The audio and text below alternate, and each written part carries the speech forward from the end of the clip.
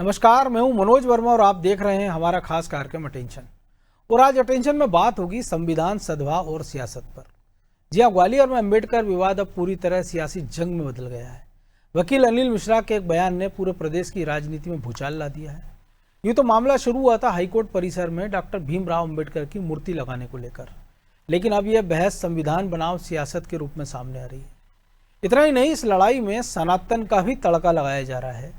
लेकिन सवाल यह है कि किसी वकील के निजी विचार पर इतना हो हल्ला क्यों हो रहा है? कहीं इसके पीछे राजनीतिक एजेंडा और वोट बैंक की सियासत तो नहीं छुपी है? और वो कौन लोग हैं जो इस प्रदेश की शांत फिजा को झुलसाने के प्रयास कर रहे हैं? आज चर्चा इन सवालों के आसपास करेंगे, लेकिन पहले रिपोर्ट देखिए।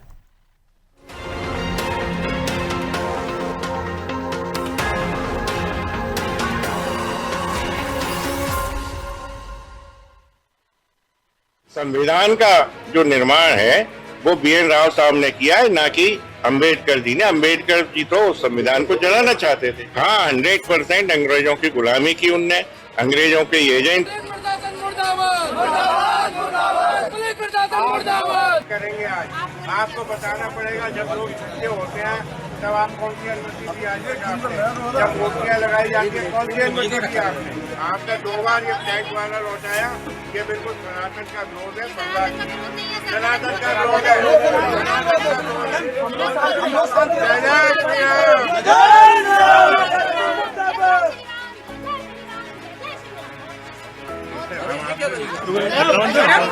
का जन्मदिन है, घर के बाहर ही मनाएंगे। अपना जन्मदिन नहीं मना सकता कोई।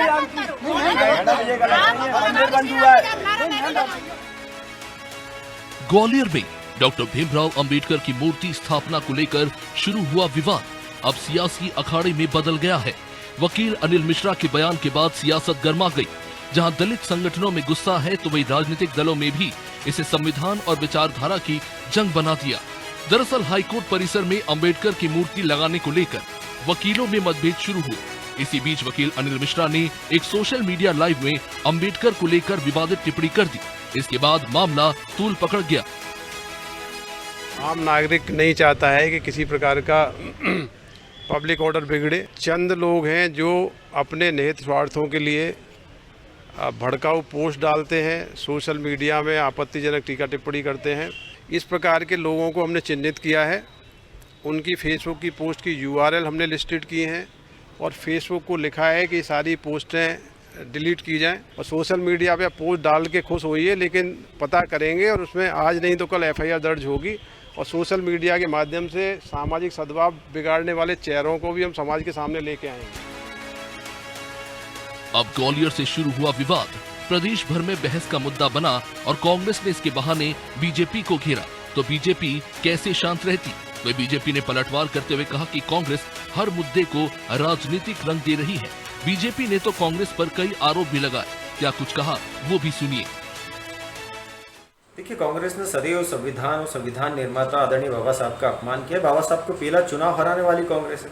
बाबा साहब का जब त्याग पत्र के बाद में अभिभाषण का समय था तो अभिभाषण ना देने वाली कांग्रेस पार्टी है। इस तरह से कांग्रेस ने देश को हमेशा छलने का कार्य करा।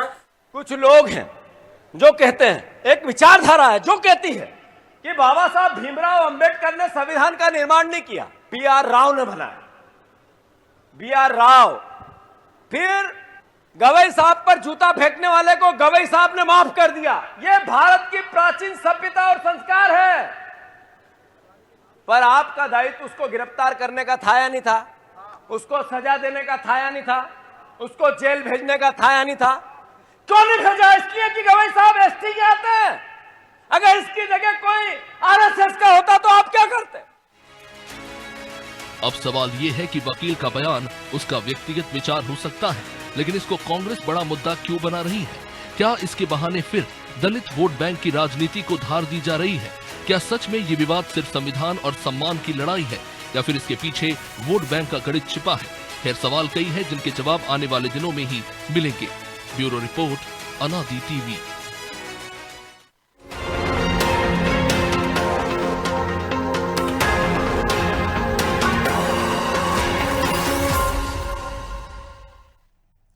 तो इसी पर चर्चा करने के लिए हमारे साथ जुड़ गए वरिष्ठ पत्रकार रमेश शर्मा और हमारे सहयोगी प्रभु पटेरिया और ब्रजेश चौक से। बहुत स्वागत है शर्मा जी आपका अनादि TV में। और आमतौर पर हम देखते हैं कि जो सड़क का झगड़ा होता है वो वकीलों के माध्यम से कोर्ट में निपटाया जाता है। ये हम उलटवासी देख रहे हैं कि जो कोर्ट से एक झगड़ा शुरू हुआ उसको सड़क पे निपटाने का प्रयास है। एक वकील की टिप्पणी से एक मूर्ति को लेकर वो विवाद शुरू हुआ, वो इतना बढ़ गया है कि अब जातिगत उसने एक समुदाय के रूप में कह सकते हैं कि ऐसा मोड़ ले लिया है कि इसका संघर्ष जाति संघर्ष में बदल सकता है, क्योंकि एक संगठन ने कह दिया हम समर्थन में ग्वालियर में पहुंच रहे हैं और दूसरा उसके विरोध में पहुंच रहा है। तो आपको नहीं लगता है कि एक ऐसा मामला था जिसको वकील आपस में बैठ के सुलझा सकते थे आसानी से, लेकिन ना कोई वकील चाह रहा उसमें, ना कोई दल चाह रहा उसमें कि ये मामला आसानी से निपटे। सब कोई चाह रहा है कि जो कुछ हो वो सड़क पे हो जाए। देखिए, मोटे तौर पर मुझे जो लग रहा है कि पिछले काफी दिनों से भारत में सामाजिक अशांति फैलाना और भारत में विभेद पैदा करना और जातीय संघर्ष खड़ा करना, ये एक षड्यंत्र चल रहा है। तो मुझे जो ग्वालियर की जो सारी घटना है, ये मुझे उसी षड्यंत्र का हिस्सा लगती है। इसके पीछे कुछ ना कुछ ताकतें होंगी। आप अगर देश भर में कहीं भी देख लें, अब जैसे मान लीजिए अंबेडकर जी का, बीएन राव का भी मामला देख लें, तो अंबेडकर जी को जब तक बहुजन समाज पार्टी राजनीति में नहीं आई थी तब तक अंबेडकर जी को कोई इतनी ज्यादा चर्चा नहीं करता था। लेकिन जैसे ही अंबेडकर जी का नाम लेकर के बहुजन समाज पार्टी आई और उसने अपना ये जो अनुसूचित जाति समाज के वोटों को इकट्ठा किया, तो सारी राजनीति अब उसी पर हो गई। तो मैं समझता हूं सबसे पहले तो ये जो अनिल मिश्रा जी हैं जिन्होंने ये सारा विवाद खड़ा किया, आपको उनकी पृष्ठभूमि देख लेना चाहिए। वो एक राजनीतिक दल के आईटी सेल में रहे हैं, तो स्वाभाविक रूप से कहीं ना कहीं मुझे जो लग रहा है कि इसमें एक खास राजनीतिक दल का विचार इसमें जुड़ा हुआ है और समाज में झंझट पैदा करना। अंबेडकर जी चूंकि प्रारूप समिति के अध्यक्ष थे, संविधान सभा में अकेले अंबेडकर जी नहीं थे। संविधान सभा जब बनी थी तो उसमें 400 लोग थे, 300 कुछ थे। फिर जब भारत विभाजन हो गया तो उसमें 95-98 लोग चले गए, फिर भी 299 टाइप 300 या 250 के आसपास संख्या फिर भी उसमें बची थी। तो ये जो उसमें करीब 12-14 समितियां थी, अलग अलग समितियों के सभी अध्यक्ष थे। 2-3 समितियों में तो नेहरू जी संयोजक थे, ये प्रारूप समिति में फिर अंबेडकर जी संयोजक थे, इनके साथ 7-8 लोग थे। तो मोटे तौर पर क्रेडिट हमेशा जो समिति का अध्यक्ष होता है उसको ही दी जाती है, भले ही काम कोई करे। अब मान लीजिए मोदी जी प्रधानमंत्री हैं तो उनके मंत्री, शिक्षा मंत्री भी काम करेगा, कृषि मंत्री भी काम करेगा, क्रेडिट प्रधानमंत्री को ही मिलती है। तो संविधान सभा का मसौदा अगर तैयार किया है तो स्वाभाविक रूप से उसकी क्रेडिट अंबेडकर जी को मिली जानी। इसको लेके बहस हो सकती है, लेकिन अगर आप केवल ये कह दें कि वो अंग्रेजों के गुलाम थे, पिट्ठू थे, दलाल थे और वो संविधान जलाना चाहते थे, ये तो मुझे नहीं लगता हमने शायद कहीं पढ़ा हो। आपने हमने देखिए, मोटे तौर पर वो सर्विस में रहे हैं। कितने लोग थे स्वतंत्रता संग्राम सेनानी जो पहले सर्विस में रहे हैं, बाद में छोड़ करके आए, तो कुल मिलाकर के वो सर्विस में रहे हैं, ये बात सही है। लेकिन संविधान के कुछ प्रावधानों का जो उन्होंने विरोध किया था, कुछ चीजें थी जो उनकी इच्छा के विरुद्ध, जैसे आरक्षण का एक मुद्दा था, या जो पर्सनल लॉ का और हिंदू कोड बिल के ये मुद्दे थे। कुछ मुद्दे ऐसे थे, 3-4 जगह अलग अलग 370 के वो विरोधी थे। तो कुल मिलाकर के कई प्रावधान जो उसमें जोड़े गए और वो बिल्कुल संविधान सभा की बिना अनुमति के, बिना प्रारूप के एकदम संविधान सभा में आए। तब उन्होंने एक आध बार कुछ ऐसा कहा है कि फिर संविधान, तो जो भी उनकी टिप्पणी है वो सारी की सारी रिकॉर्ड में मौजूद है, उसमें कहीं कुछ छुपाने की बात नहीं है। तो कुछ, लेकिन ये मतभेद तो होते रहे ना, क्योंकि हमने देखा कि डॉक्टर राजेंद्र प्रसाद जब सोमनाथ मंदिर के शिलान्यास के लिए जाना चाहते थे, उस समय नेहरू जी ने विरोध किया था, उसको रोकने का प्रयास किया गया था। ये लेकिन आपसी मतभेद थे, ये ऐसे मतभेद तो नहीं थे कि जिनको आज हम 75 साल बाद इस रूप में देखें। नहीं, निश्चित रूप से ये बिल्कुल आपने ठीक कहा, ये बिल्कुल इस तरह की बात नहीं है। और जो मैंने सबसे पहले कहा, ये योजना पूर्वक आप देखें पूरे देश में एक वातावरण बन रहा है मुस्लिम समाज को एकजुट करने का, चाहे वो आई लव मोहम्मद की बात हो, चाहे वो सरपन से जुदा करने की बात हो, किसी उनको एकजुट करने का काम चल रहा है। और हिंदू समाज को बांटने का जो षड्यंत्र चल रहा है, ग्वालियर का ये जो मुझे अनिल मिश्रा जी का जो दिखता है, मुझे इसी तरीके से हिंदू समाज को बांटने का षड्यंत्र दिखता है। इस पर मैं समझता हूं प्रशासन को भी चाहिए, कुछ भी हो प्रारूप, प्रश्न इस बात का है कि आप समर्थक हैं कि विरोधी हैं, प्रश्न इस बात का हो सकता है। लेकिन प्रारूप समिति के जो संयोजक थे, अध्यक्ष थे, वो अंबेडकर जी थे, तो उस प्रारूप की क्रेडिट अंबेडकर जी को ही दी जानी चाहिए। और अगर कोर्ट में उनका चित्र, प्रतिमा लग रही थी तो उसमें तो कोई आपत्ति नहीं होनी चाहिए। लेकिन आपको नहीं लगता ये जो तमाम सारे नेता, धर्म गुरु, जिनको सुप्रीम कोर्ट के पटाखों की बात कर लें आप, या रूस यूक्रेन युद्ध की बात कर लें हम, ट्रंप के टैरिफ की बात कर लें, उनको दुनिया जहान पे बात करनी है, तो ये एक ऐसा मुद्दा है ना जिस पर सारे लोगों को बोलना ही चाहिए, फिर कम से कम कोई तो सामने आता। निश्चित रूप से इस पर वाकई मुझे तो एक बहुत आश्चर्यजनक बात ये हुई कि उसमें कई सामाजिक संगठन खड़े हो गए, कोई समर्थन में खड़ा हो गया, कोई विरोध में खड़ा हो गया, कोई झंडे लहराने लगे। मैं समझता हूं ये बिल्कुल इस बात नहीं है, और जिस व्यक्ति ने ये बात की है पूरे समाज को चाहिए कि उसको अलग थलग करें, उसको छोड़। इस समय जो सारी परिस्थिति है, संपूर्ण समाज को एकजुट रहने की परिस्थिति है, तो समाज को और एकजुटता को तोड़ने का षड्यंत्र है ये। जी तो प्रभु जी, हमने पहले भी देखा, चाहे वो एट्रोसिटी एक्ट के बाद की घटना हो या माई के लाल के बाद का जो ग्वालियर चंबल का हमने बिगड़ा रूप देखा, जो हिंसा देखी, और जैसे तैसे वहाँ सामाजिक सद्भाव लौटता नजर आ रहा, और अब ये घटना जो शर्मा जी ने कहा कि प्रयास है विखंडन का, तो ये क्या नेताओं की ड्यूटी नहीं है? क्या इसको सख्ती से नहीं निपटा जाना चाहिए? क्योंकि अभी हमने एक जो वीडियो दिखाया कि अगर आप अपने घर के मंदिर के बाहर कोई कार्यक्रम कर रहे हो बिना अनुमति के, और अगर रोकने का प्रयास है तो वो कहते हैं कि साहब ये तो सनातन पर हमला है। तो लॉ एंड ऑर्डर भी अगर सनातन पर हमला माना जाएगा तो फिर देश में किसका राज चलेगा? देश में लोकतंत्र का राज है मनोज जी, इसलिए सारी घटनाएं हो रही हैं। वोट बैंक पॉलिटिक्स है, हर चीज को वोट बैंक के नजरिए से जब राजनीतिक दल देखने लगेंगे, और जब जो देश में संविधान के तहत जो 3 स्तंभ बनाए गए हैं जिन पे जिम्मेदारी है कि दूसरा यदि लाइन क्रॉस कर रहा है तो वो रोके, वो स्तंभ शांत रहेंगे तो फिर ये स्थितियां होती है। कोर्ट परिसर सरकारी संपत्ति है, कोर्ट परिसर में यदि कुछ होना है तो जज के अनुमति से होना चाहिए, उस कोर्ट के जो सुप्रीम है, ये सरकार अनुमति दे।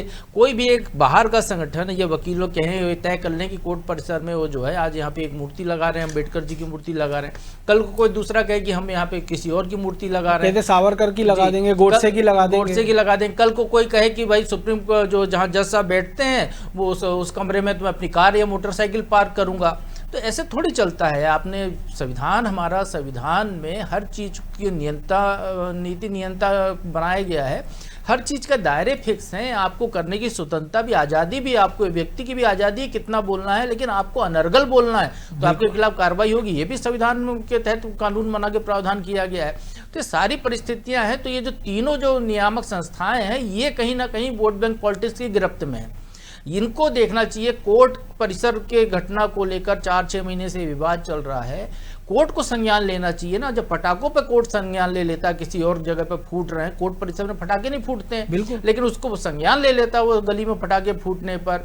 जब वो संज्ञान ले लेता है किसी याचिका पर, PIL पर, वो इस तरीके की दमोह का मामला हमने देखा कि युवक के जो पैर धुलवाने का मामला, उसमें स्वतः कोर्ट ने संज्ञान लिया। एक PIL पर जो हमारे सबसे बड़े चीफ जस्टिस की एक टिप्पणी आ जाती है, ये भी अपने आप में अलग सी बात है। तो आप ऐसे मामले में क्यों नहीं संज्ञान लेते हैं जहां पर विवाद हो रहा है? क्योंकि यहाँ पर शुद्ध वोट बैंक की पॉलिटिक्स हो रही है। वोट बैंक चाहिए, किसी का वोट बैंक है, किसी का नहीं। ये बिल्कुल सही बात है। संविधान निर्माण में किसी एक व्यक्ति का योगदान नहीं है। संविधान के लेकर बहुत सारी समितियां बनी थी। यदि हमको ऐसे ही योगदान देना है तो संविधान सभा के अध्यक्ष तो डॉक्टर राजेंद्र प्रसाद थे, बिल्कुल उनको योगदान दिया जाना चाहिए। ये भी बिल्कुल सही है कि BN राव ने जो प्रारूप बनाया था, BN राव ने एक ड्राफ्ट बनाया था, कई देशों में घूमे थे वो, 2-3 साल उन्होंने मेहनत की थी। उसी ड्राफ्ट को प्रारूप समिति को दिया गया, उसी ड्राफ्ट को रिफाइन करके और फाइन ट्यून करके अम्बेडकर जी ने संविधान बनाया। अब ये रमेश शर्मा जी भी कह रहे हैं, बिल्कुल सही बात है कि भाई जो जिस समिति का अध्यक्ष श्रेय उसको जाएगा, लेकिन संविधान सभा यदि संविधान आ रहा है तो हमने देखा ना 2011 का वर्ल्ड कप, किसी को ये याद नहीं कि गंभीर ने 96 रन की पारी खेली, लेकिन धोनी का छक्का सबको याद है कि उसने वर्ल्ड कप जिता दिया हमको। तो 299 सदस्य जिसमें थे तो सबको श्रेय बंटना चाहिए। बहुत सारी कमेटियां थी, सरदार पटेल भी थे, नेहरू जी भी कई कमेटी के उसमें सभापति थे, तो फिर सबको श्रेय जाना चाहिए। लेकिन सिर्फ ड्राफ्टिंग कमेटी के उनको श्रेय देना, अम्बेडकर जी बहुत योग्य व्यक्ति थे, बहुत बड़ा योगदान था, उन्होंने पूरा फाइन ट्यून किया, सब चीजें हैं, लेकिन आपने केवल और केवल जो एक जगह श्रेय देकर वोट बैंक पॉलिटिक्स को बढ़ावा दिया। उसका फायदा जब रमेश शर्मा जी बता रहे थे, जिस तरीके से बहुजन समाज पार्टी आई, उसने उसको देखा, उसने लपका और एक तरफा वोट बैंक आ गया। अब वो जो वोट बैंक वाली राजनीति है उसके कारण ये सारी चीजें हो रही हैं। आप ये देखिए कि आप गांव-गांव में जो अम्बेडकर को, जिनको किताब में पढ़ना चाहिए, अम्बेडकर का योगदान जो है, अम्बेडकर ने संविधान कैसे बनाया उसको लोगों को समझना चाहिए। अम्बेडकर ने शिक्षा को लेकर, हमारे मौलिक अधिकारों को लेकर क्या अधिकार दिए, उस पर बहस होने के बजाय हमारे इस देश में बहस काहे पे होती है? अंबेडकर की मूर्ति और कहाँ अम्बेडकर लग ने रही तो है, ये भी कहाँ कहा नहीं था लग कि रही है। आरक्षण केवल 10 साल के लिए होगा, जी। लेकिन 80 साल हो रहे हैं और उस मनोज पर जी, तो सब गाँव गल गाँव चुके में, इसी हैं। मध्य प्रदेश में, इसी ग्वालियर चंबल अंचल में तो क्या बुंदेलखंड भी चले जाइए, बहुत सारी जगह चले जाइए, जहां भी खाली जमीन मिली वहां पर जो है अम्बेडकर की मूर्ति रखने का विवाद एक कई जगह खड़ा हो गया है। बिल्कुल। तो ये केवल क्यों हो रहा है? अम्बेडकर को हमको पूजा करनी है, अम्बेडकर का हमको सम्मान करना है, तो उनके बताए रास्ते का अनुसरण करना होगा ना। बिल्कुल।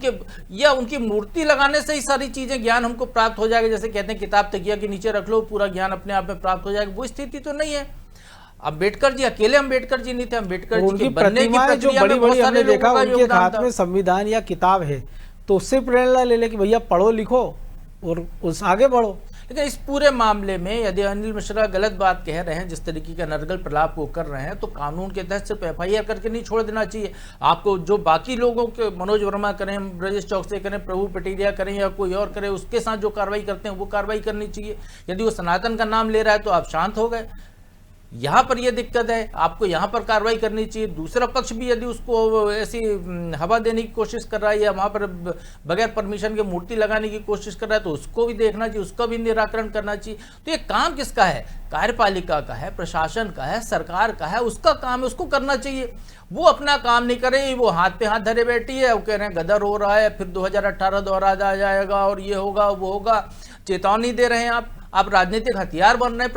प्रशासन का काम है कानून व्यवस्था सुनिश्चित करना। कल के दिन वहां गदर हो गया तो क्या वो जो नेताजी हैं कोई से भी पार्टी के, जो भी वहां पे संचालित करा रहे होंगे, या जो सरकार की मुखिया हैं, जो सरकार के वहां के प्रभारी मंत्री, क्या उन पर कार्रवाई होगी? गाज गिरेगी कलेक्टर और SP पर, SDM पर और थानेदार पे, बिल्कुल, जो लाठी चलाएंगे या चलवाएंगे वहां पर जो कुछ भी घटना हुई। तो इन पे जिम्मेदारी है ना कानून व्यवस्था की, इनको अपना काम देखना चाहिए, इनको रोकना चाहिए। ये भी केवल राजनीति का शिकार हो रहे हैं। कानून ने इनको अधिकार दिए, पहले अपना काम कीजिए, बाद में आपको नेता सवाल करते हैं उस सवाल का जवाब दीजिए। आप कोर्ट भी है, कचहरी भी है, आप जगह जगह जाकर अपनी बात को साबित कर सकते हैं कि आपने गलत काम नहीं किया, आपके पूरे नियम बने हुए, उस नियम के हिसाब से आप काम कीजिए।